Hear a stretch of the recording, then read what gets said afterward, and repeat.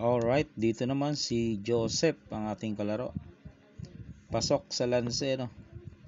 Okay, opening siya dito. 3-13. 115 tayo. Nag 215. Tinakpan natin ng 6-1. Nag 7-3. So, dito tayo sa 4-16, no? Para kung titira siya ng 6-2, yan, matatatlo natin. 15-14. Kaso, ang sinulong niya ay 12-7. Yan. Pasok na siya dyan kasi ang gagawin mo dyan 2-14 ka lang. Mapipilitan niya magtakip, no?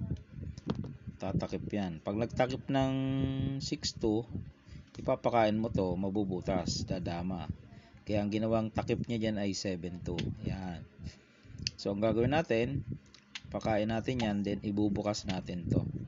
Pagkain niya, kain tayo ng dalawa, mamili na siya kung 11-3 o 13-1 ang kain. 11-3 ang pinili niya. So kain lang tayo ng 8-14.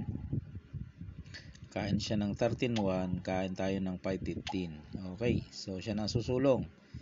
Ang error niya dito ay yung 6-2. Yan. Pasok sa dyan sa lanse eh. Kasi ang gagawin dyan, pakain dito. Pakain dyan. Then 7-2. Kahit saan kumain ay aapatan siya, no? Yan, no? Apat. Okay. So lamang na agad ng isa. Daanin mo sa yaman ay panalo ka na. Atras-atrasan mo lang, lamang ka sa pyesa, lamang ka sa position, panalo. Okay, yan na. So game 2 tayo. Ako naman ang opening, siya naman ang counter. 115 nag 3-13 real. Yan, dyan siya, dito tayo. O nagpakain agad. Dito lang. Yan. Tapos pakain tayo. Nagpa-atras. Yan o.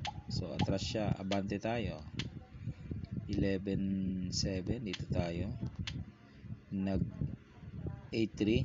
11-6. So hindi niya pwedeng lansin ng 3-14, no? Kasi diretsong kain yan. Doon yan, no? So ang ginawa niya dito, sinayang, ilag lang. Nag 12-8, kaya naman nag 6-1 tayo. Sinayang niya ulit 7-2. Takip tayo ng 10-6, kain lang. So ang ginawa niya, nag 5-1, no? Wala na siya magandang move eh. Pag 6-1, babanatan mo nito. 14-16, kaya nag 5-1 siya. So ang ginawa naman natin dito, 14-2 muna para mabutas. Pakain, then dalawa. Okay, dadama na tayo. Dito siya, dumama tayo. Yan. Doon tayo. Nag-sacrifice, then pinakain. Magpapadama siya, pinabalik natin. Pinigilan natin. Then pakain na natin yung dama. Lamang tayo sa isa ng isang pyesa. Okay na mga boss. Ayan yung laro namin ni Joseph. Okay.